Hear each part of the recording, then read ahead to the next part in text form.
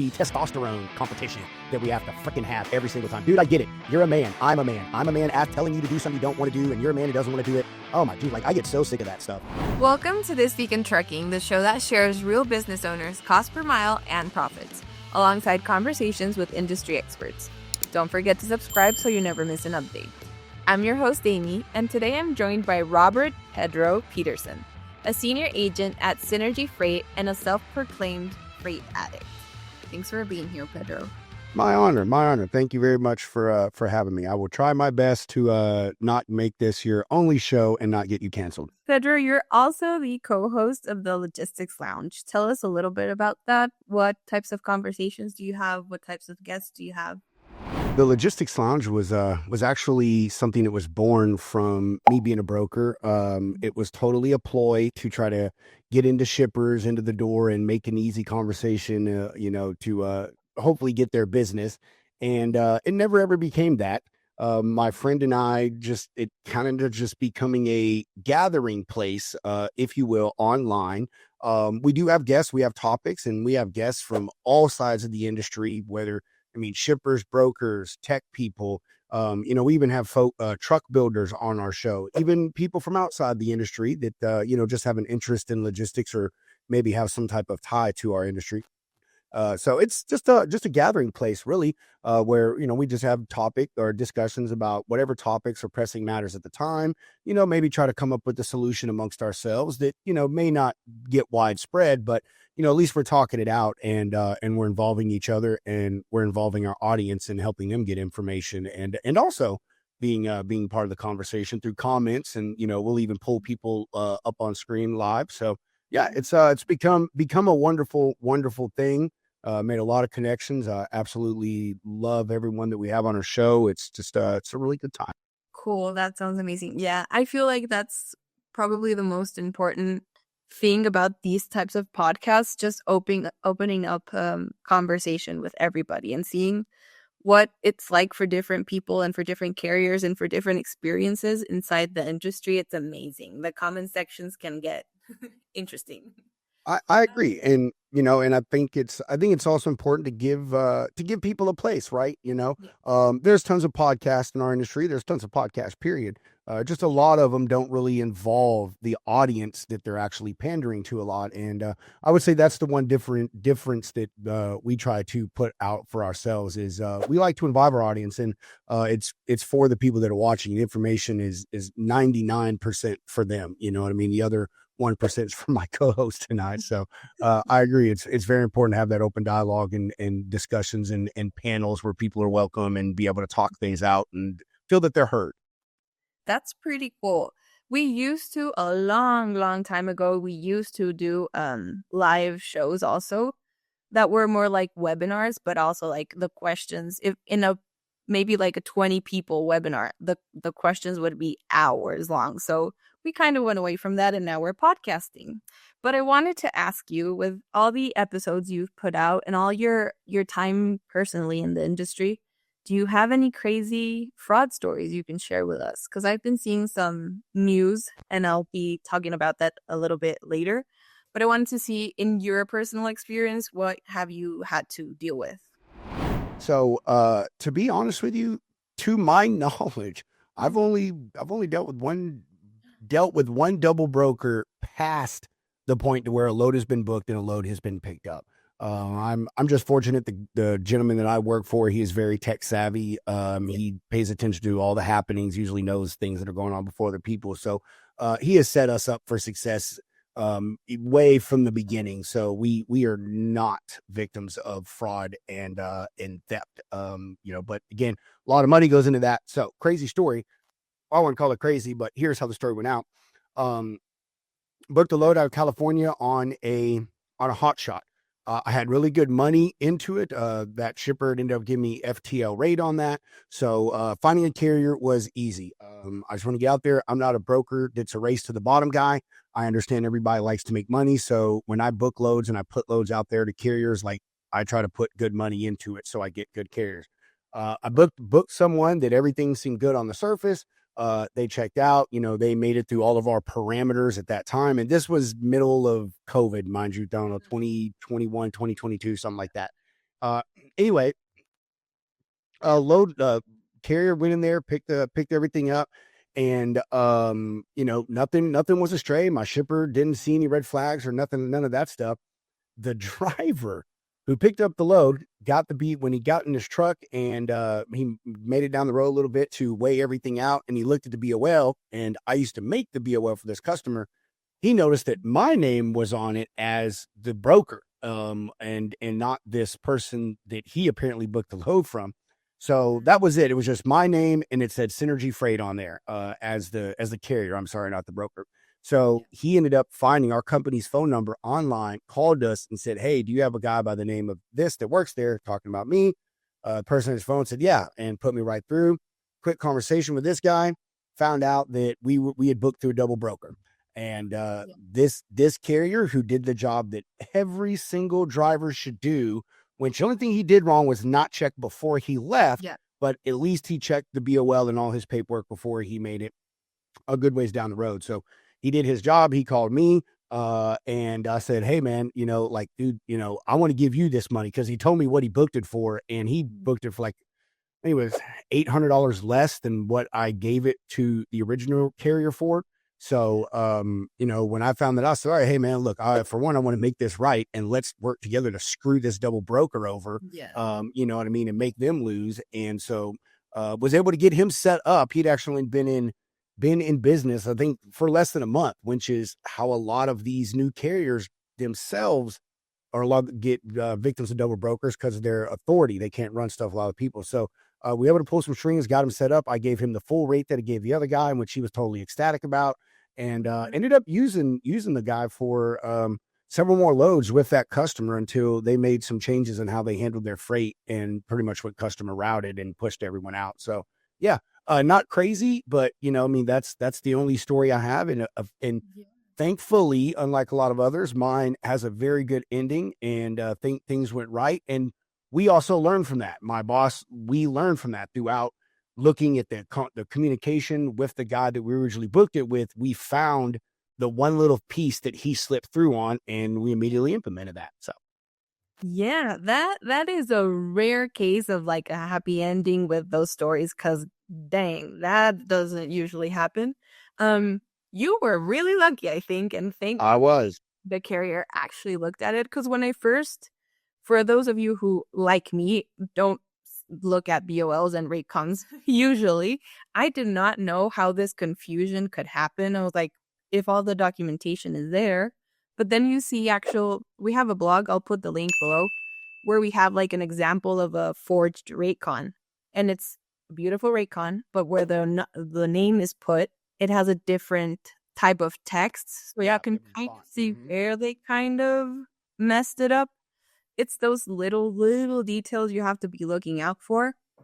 And also, that's where we've told people, like, we have a video on the channel, Double Brokered Loads. I think I'll put the name below. And we were asking this person we were talking to from our red team, what can you do? Like, what is actually something that a carrier can do to confirm that load? And it's simple as calling the actual person you booked from to confirm, because most of the times the numbers don't check out, or the emails are different. And those little details are the little things that will kind of get you saved from doing a double brokered load. I was scrolling on LinkedIn this morning or yesterday, and I saw the news about 𝗙𝗢𝗥𝗚𝗃 having a tequila load being stolen.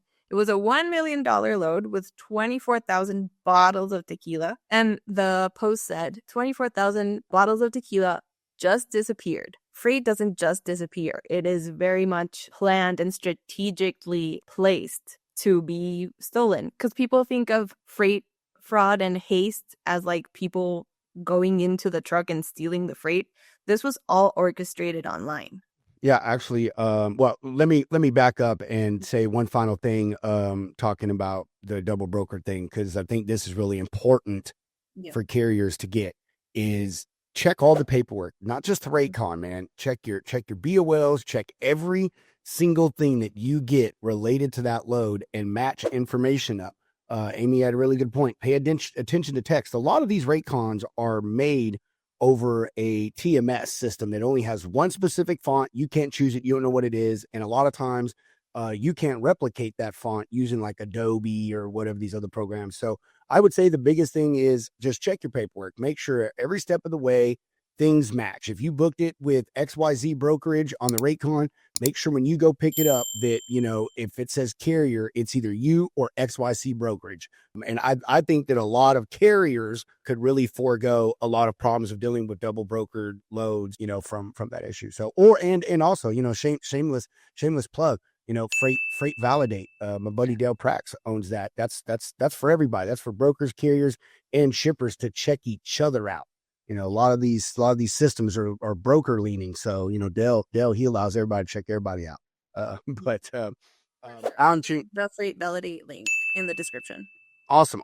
And I appreciate that. And talking about the thing about the 𝗙𝗢𝗥𝗚𝗧, I saw that, but who's not getting a lot of attention from that is 𝗙𝗢𝗥𝗃𝗃. Do you know who 𝗙𝗢𝗥𝗃𝗃 is? The I don't know. Yeah, he's a former lead singer. Yes. But I guess he is partners with a guy in this thing. And so someone posted that, and they were like, "Hey, man, like poor Sammy's a victim of this too." And everyone, so, but I agree with you. A lot of these high value thefts like this are definitely definitely planned. And if not, then boy, that was one heck of a lucky container that you just decided to snip the lock on or whatever. You know what I mean? Yeah. So a lot of this random stuff, man, when you get freight that's stolen in like truck stops or truck parking type locations, that aren't secured, a lot of that is, can't think of the term, but, a crime of instance. I can't think of the actual term, but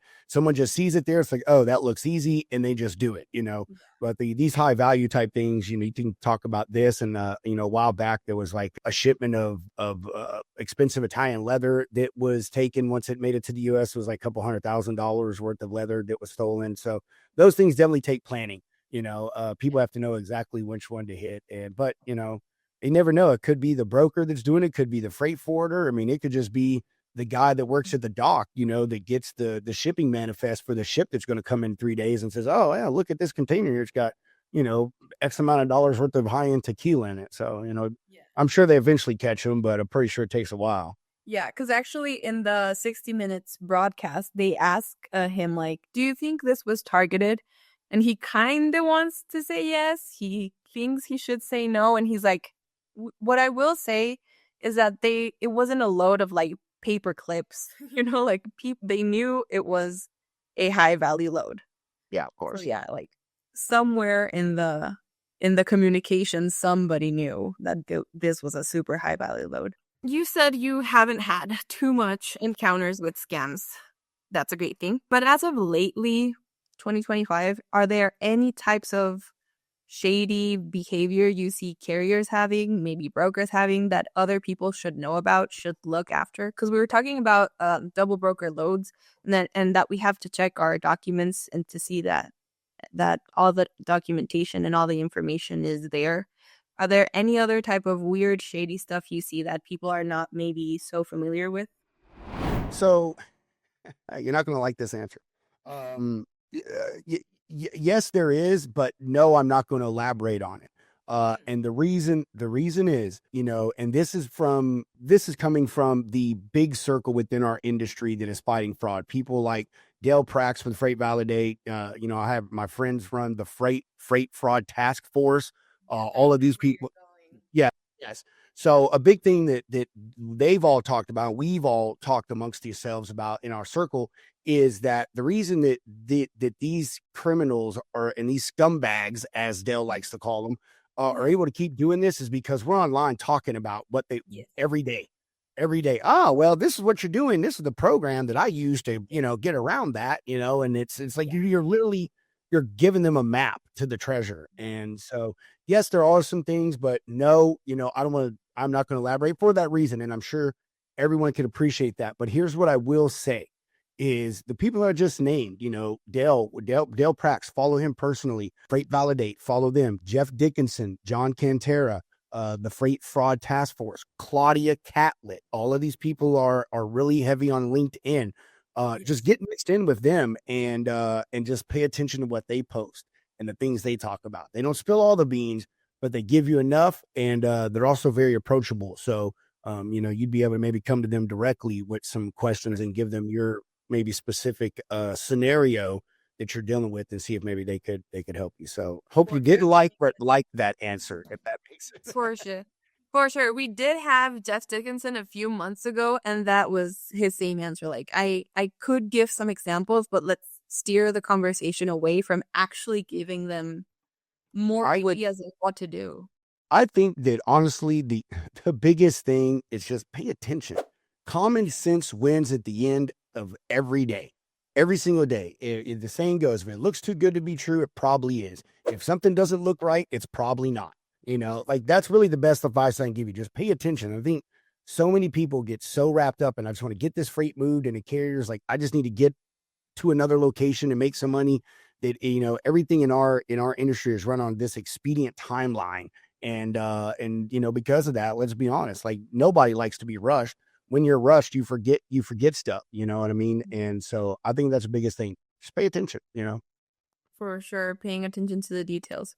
Because Caroline used to say, if it's too good to be true, it probably is. That's it. If every other load that you're looking at for that lane pays $2,500 and someone's offering you $35, why? Nope, nobody just gives away $1,000 unless there's a good reason, so. For sure.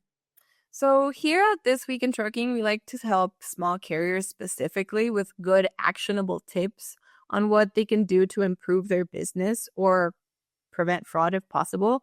Do you have any tips on smart ways or simple ways carriers can protect themselves from freight or identity theft in this year, 2025?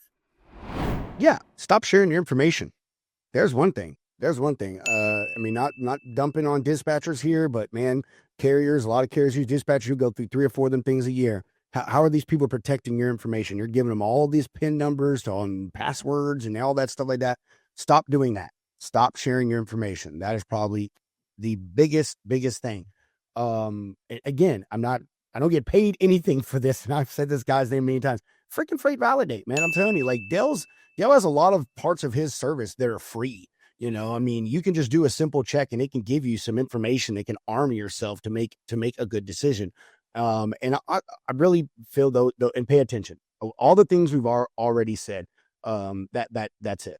And then on the same topic of how we can help small carriers with your expertise in this trucking industry, what is something that for you that makes a carrier stand out? What is something that makes you say, I'm going to keep using this guy or girl? Mainly with me, I'm just a person that just do your job.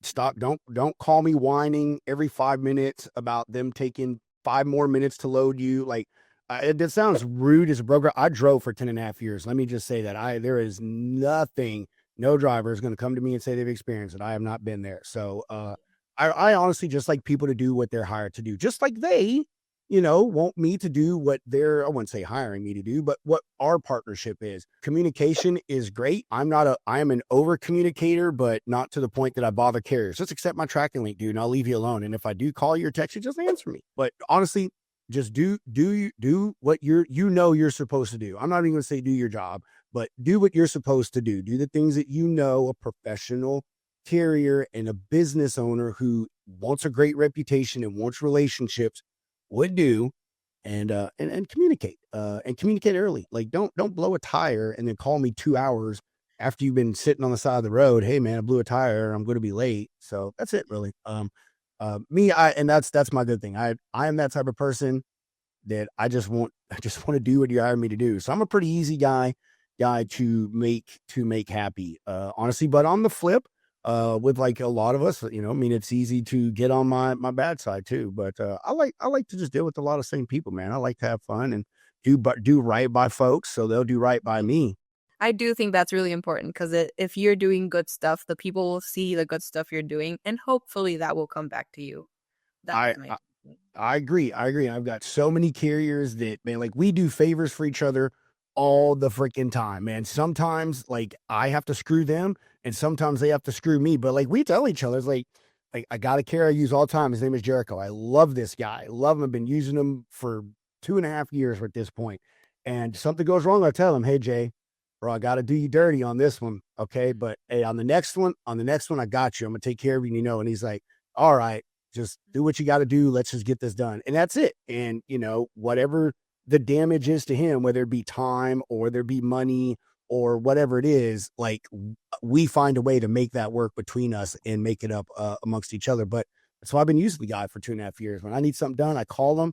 And all I got to say is go here. Here's the pickup number. This when it picks up. This when it delivers. Call me if you have a problem. That's it.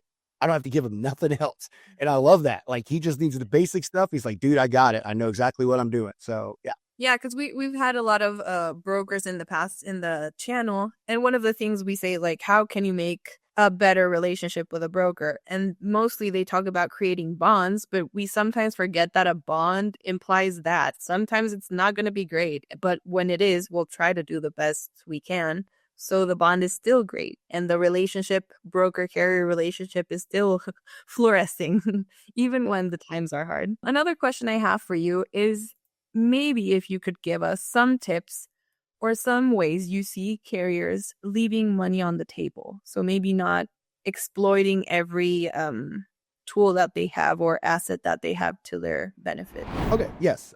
First off, I'll tell you the biggest way carriers are leaving money on the table. They don't know their cost per mile. And what I mean by that is how much does it cost to make your truck go up and down that road per mile? And I'm going to give you a little hint, drivers.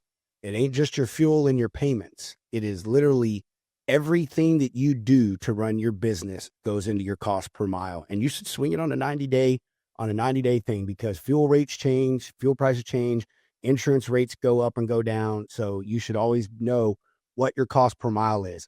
If it costs you $2.50 to run your truck and you're running $2.02 a mile freight, you're leaving money on the table. Boom. I mean, I think right there is the number one thing. And here's the thing that to me is ironic about this. Why does a broker know this, but a carrier doesn't? That leads me into my second thing is where I think the carriers leave money on the table. And this is not a dig at them at all. I have massive respect for them. Again, I drove for 10.5 years.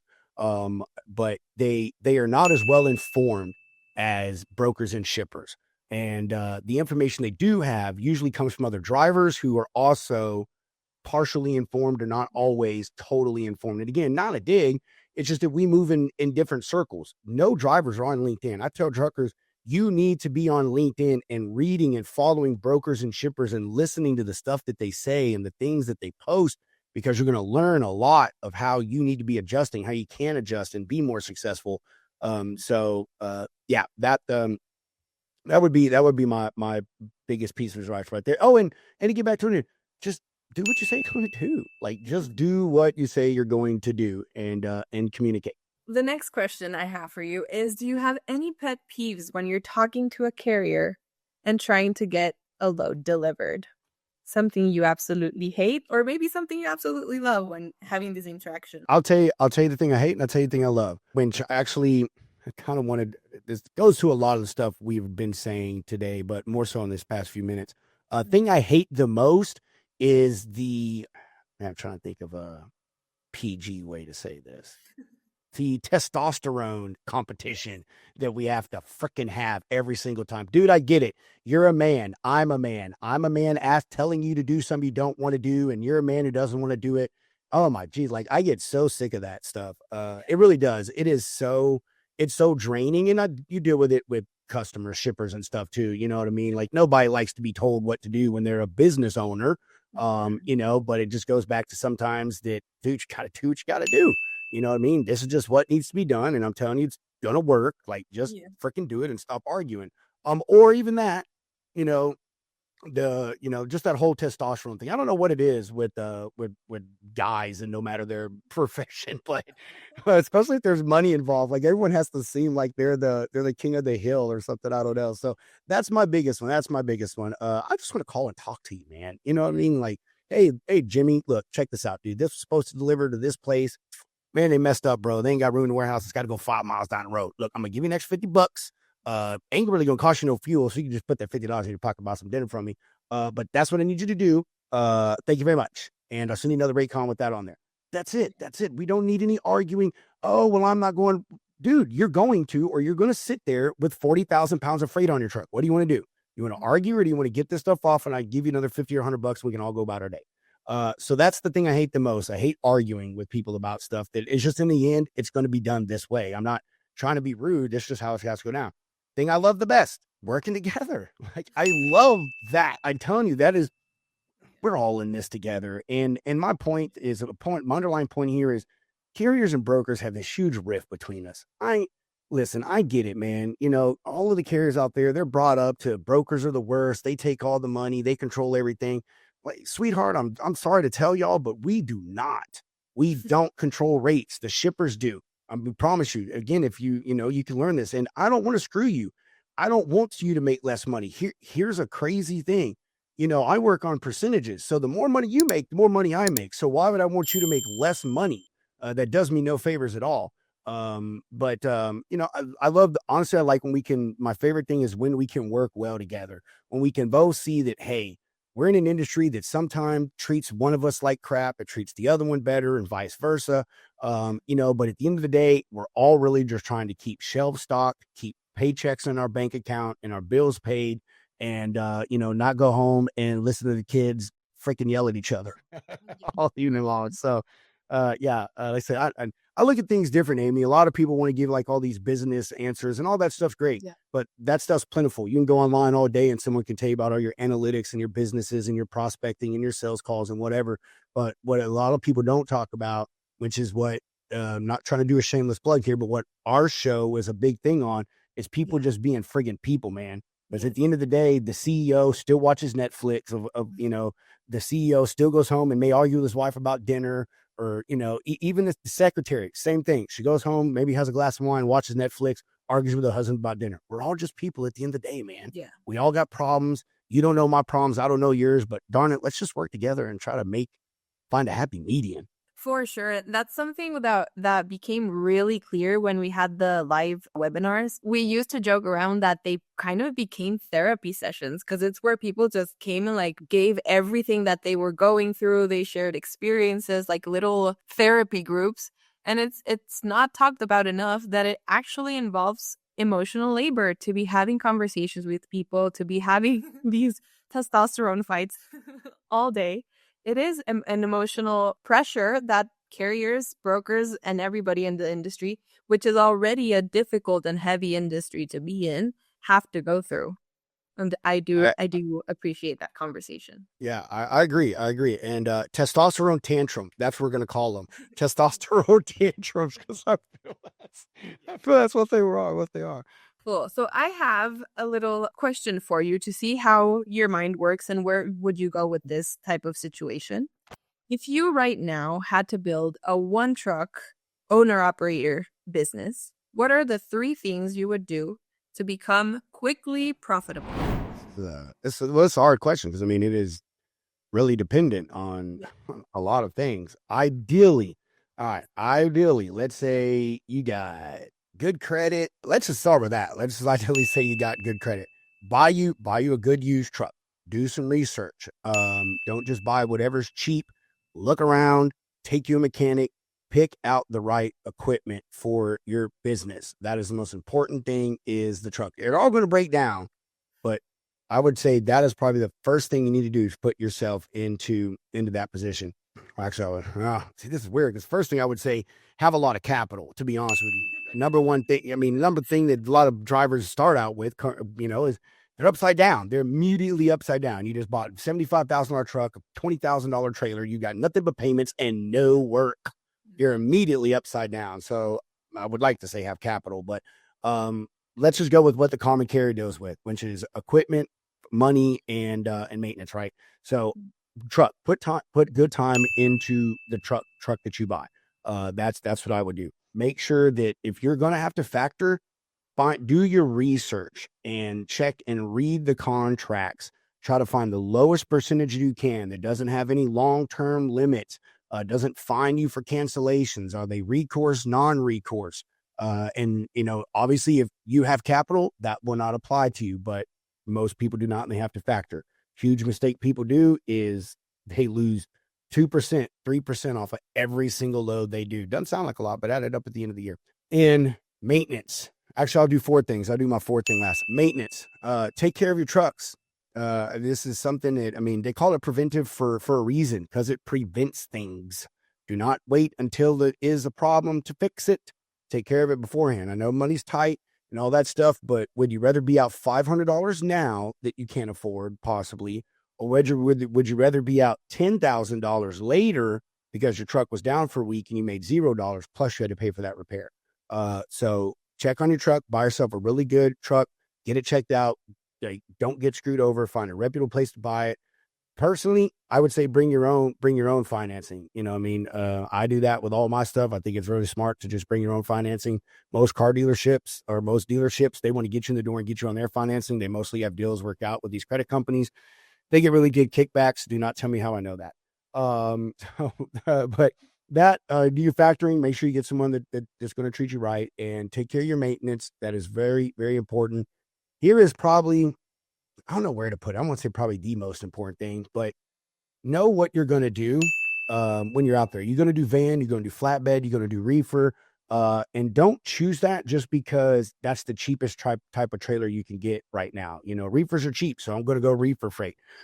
Do some research into markets, into freight rates, how they operate, and build yourself out a good triangle or square when you do your lanes. A lot of carriers, they just like to bounce wherever. You know, they really have no plan of where they're going or what they're doing. They're just going to go here, and then as long as they end up back home in 2 weeks, that's all that matters. Yeah. Do your research, learn your lanes, learn seasonality, what lanes are paying more at what times, you know, and over time, if you have the ability, get you another trailer of a different type. I know a lot of carriers that have actually started expanding, and they have a dry, a van, and a reefer. I know a couple guys that have, a dry, van, and reefer. A van, a flatbed, and a reefer. I've got one buddy, he's got a reefer, a tanker, a flatbed, and 2 dry vans, and he's only one truck. But he, over time, he's done that. So that's what I would say. Those are my 4 things. Kind of long-winded question, really kind of hard to pin down a few things. Again, it's situational, but to me, those are the things that I see that people make the biggest mistakes on starting out initially. My last question to you, with all this knowledge of the trucking industry, with all that you can see from the freight market, with all the noise currently in the market, what are some changes you see coming next year that owner ops need to be ready for? I don't know, because I don't like to make predictions. I've always said that. I'm not a prediction guy, because I'm not an analyst. And let's be real. How many people been predicting that this was going to stop 2 years ago, right? Ain't one of them been right. And none of them ever will be, though. That's why they're called predictions. So I don't know. I can't really say, besides if, we don't get a hold on this tariff stuff and that stuff doesn't calm down, we don't come to some agreement, you want to stop this trade war, things are just going to get a lot tighter. There's going to be continue to be less and less freight, because people are just going to order in larger batches to try to get it all and suck that cost up at one time and just spread it out over the year. I've already seen stuff in LinkedIn about people talking about them doing exactly that. One thing that could be that folks should be on the lookout, regardless of how you feel about it, don't let your political feelings get involved.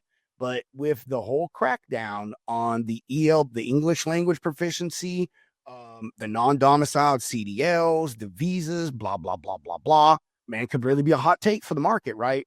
Depending on how many people that pushes out, could be a really decent swing in where things go. So yeah, again, I can't make any predictions on what's going to happen, but I would say those would be some good things to be looking out for, so you are prepared for it. And yeah, that's about it right there. Thank you so much. Those were all my questions to you. Is there anything else you want to let our viewers know? Another thing I want to let everybody know is just go follow me. I'm on pretty much every social media. It's either Robert Pedro Peterson or it's just Pedro Peterson. Also, go follow our show, Logistics Lounge.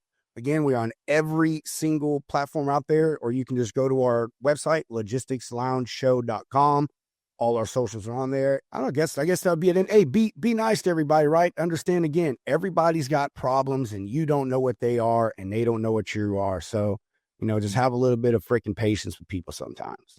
Well, Pedro, thank you so much for this conversation. It was really insightful for me, and it for sure will be insightful for many of our viewers. Thank you so much for coming on. Everybody, I will leave the links where you can find Pedro and his podcast down below in the description.